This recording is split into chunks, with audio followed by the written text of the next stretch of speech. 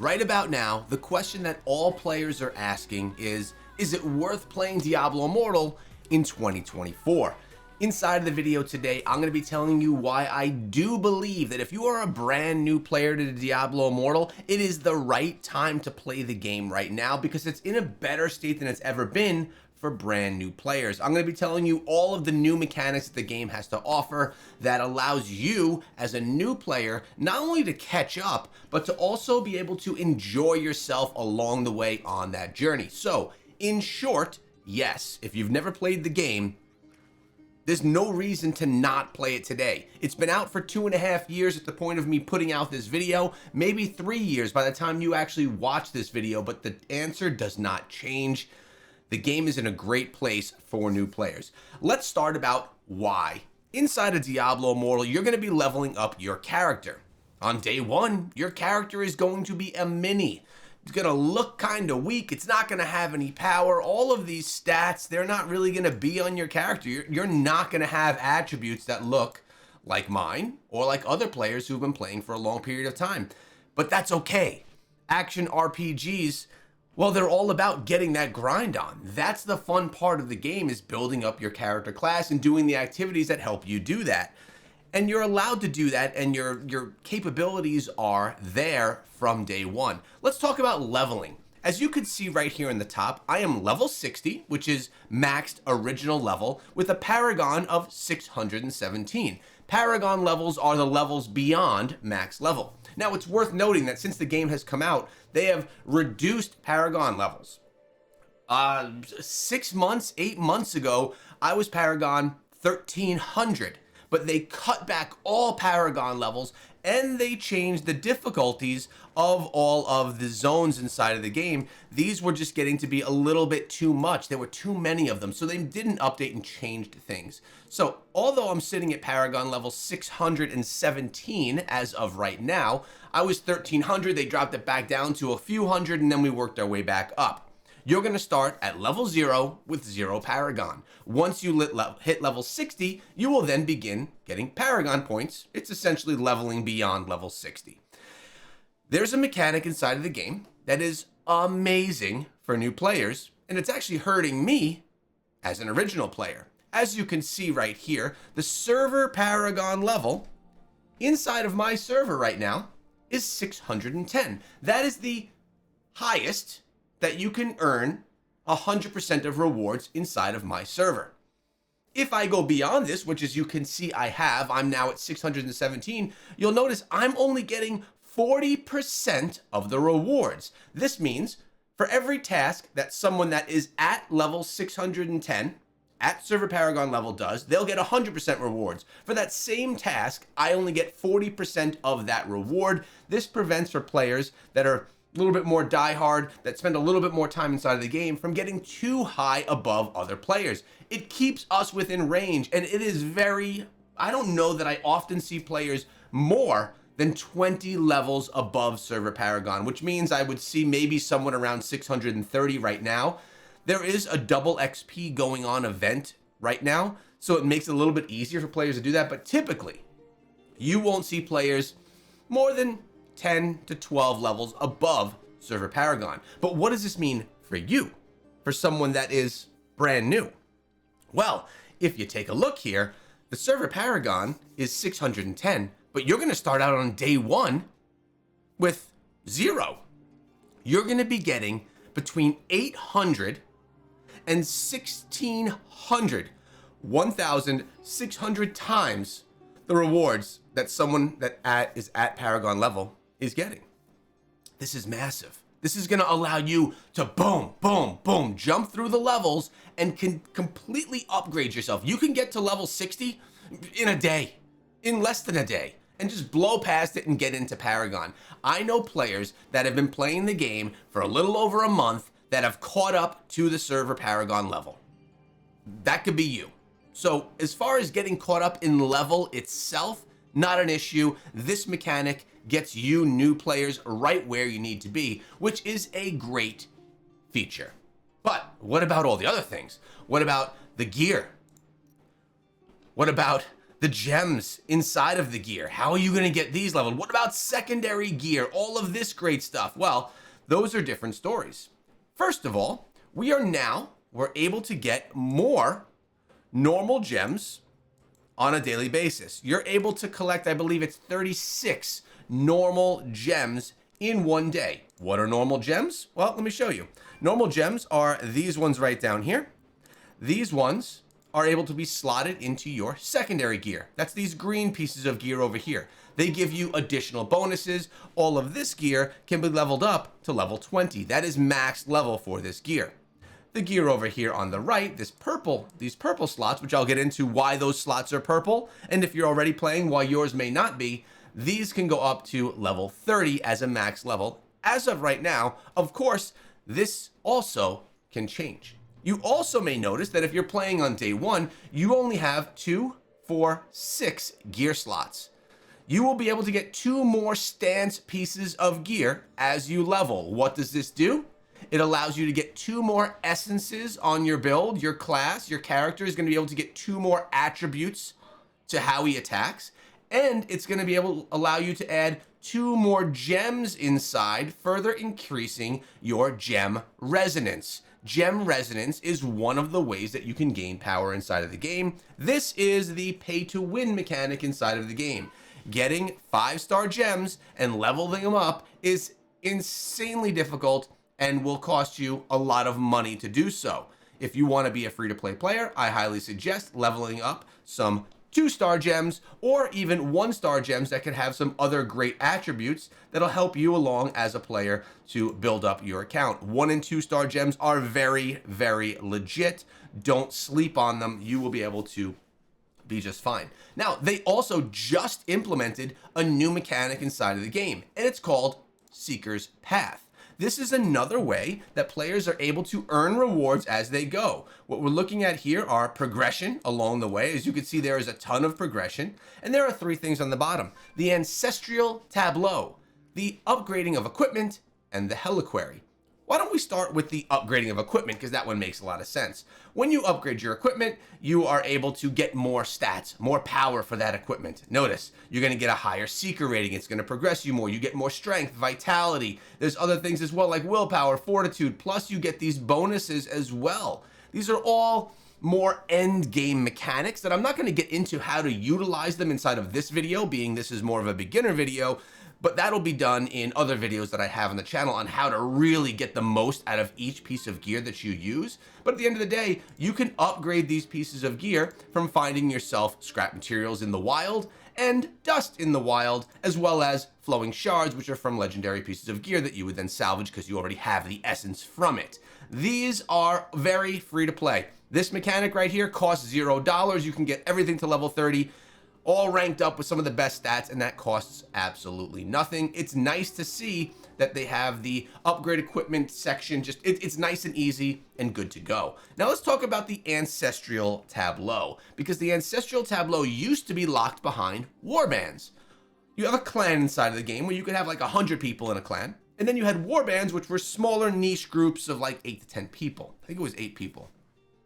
You were only able to get these activity points from doing different activities in the game, typically not clan related, typically warband related, by doing heliquary and things like that. And then if you were in a warband, you could donate these little elements, these little icons right here, these activity points, and every 300 that you get, you would then be able to take them and put them into this box right here. And it's going to increase your strength, intelligence, willpower, vitality, and fortitude. You're basically getting these passive stats buffed as you go. These are now available for everyone, not just for people in a warband, because of the new Seeker's Path. So now everyone can get the ancestral tableau buffs. And we mentioned heliquary as well. Now the same thing, you're going to be able to get more of these demonic remains. These are little elements here that are going to also increase your combat rating, your attributes, and then special attributes that'll only work inside of heliquary, which I worry about quite a bit less. But the thing is, as you level up your heliquary level,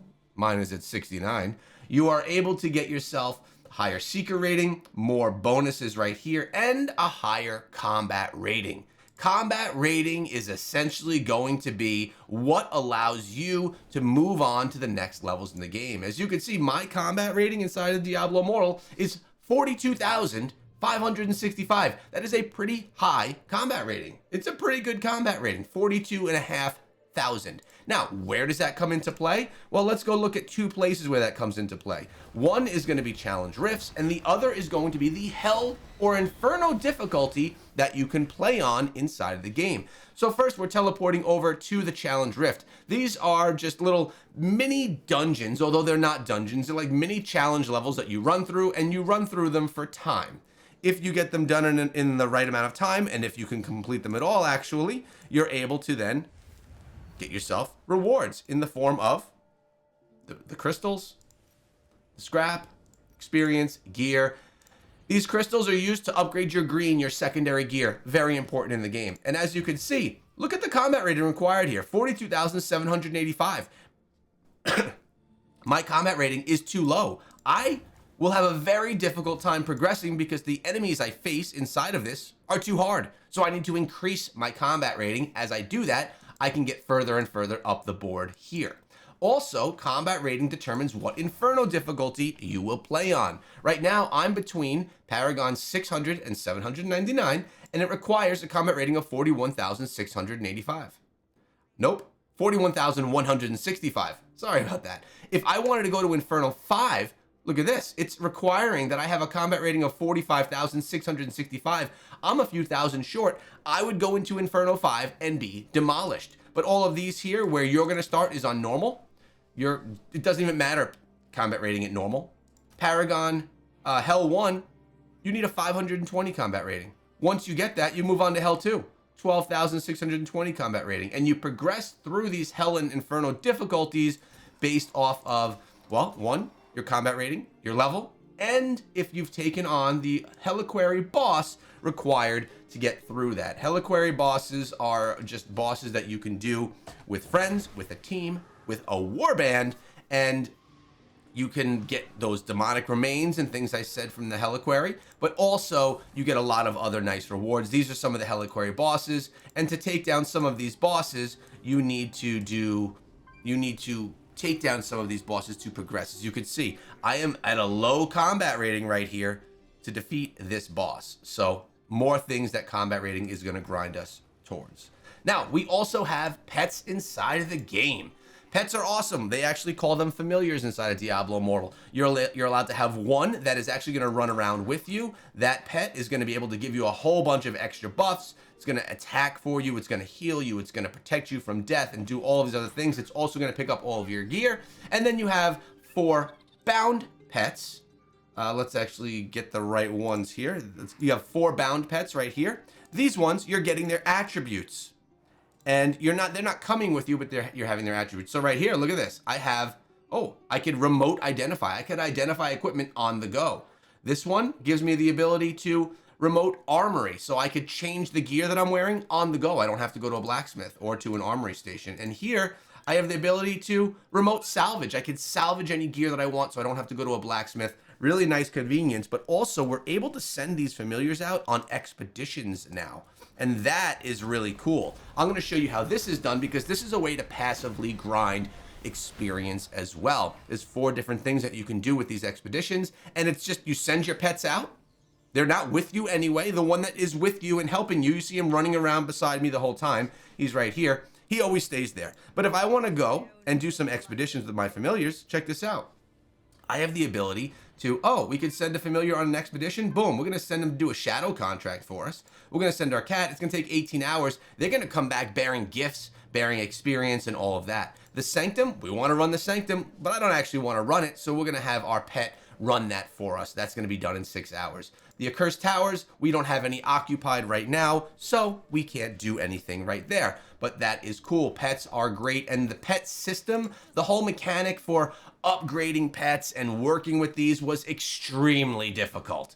You get a ton of pets, you gotta level them up, you can sell them if you want, you can put them into one another to make better pets, but it was so difficult and convoluted. It's been getting better and better with every update, and that brings me to the point, the game has improved with every update.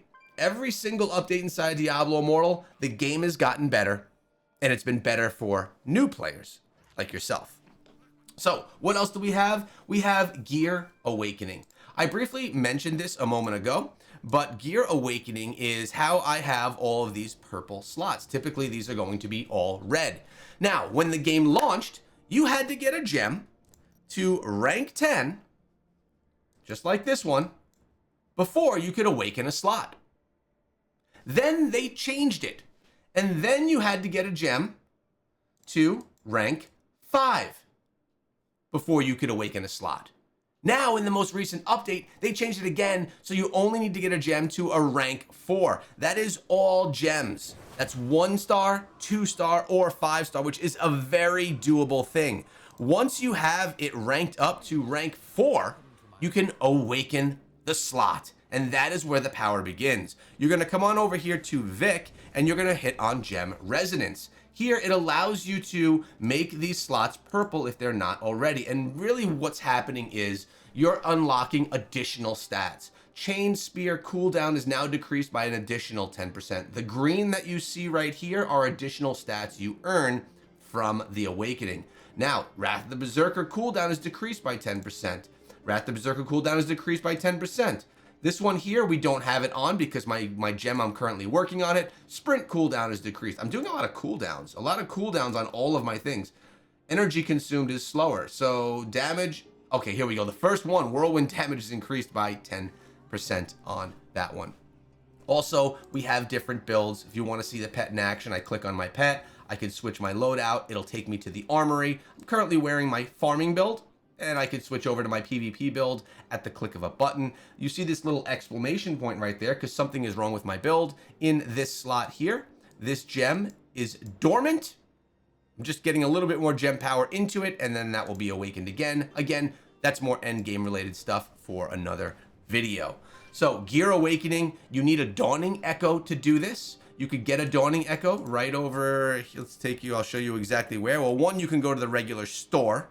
There's a little store page in the menu, but you could also come right over here and you could buy a Dawning Echo. It's all the way at the bottom, I believe, of Reforged Stones. You could buy one for 10,000 platinum, which you can get for free in the game, or 1,000 orbs, which is the premium currency in Diablo Immortal, which would mean you're actually spending real money. I would suggest you buy these with platinum. You need 1 to awaken each slot. This also used to be locked behind orbs, which meant people that would want to spend $0 in the game would never be able to do it. But now you can. And this has been going on for like 8 months to a year. Great change there as well. By the way, you'll notice a lot of things are named after me inside of the game. I don't know why. I make no money from that. But that would be really cool if I actually did. Now, there's a lot of other things as well, but the last one that I really want to focus on right here is, well, you have the ability to change how your character looks at the barber. That's not the most important thing here. You could class change at any point you want. There is zero reason, in my opinion, to have more than one character. Some people have multiple characters so they could farm for each other and bring each other gear. Those are people that are trying to really min-max the game and get every single little piece out of it. That is not me. That is probably not going to be you. But at any point in time, I could change from the barbarian to the wizard.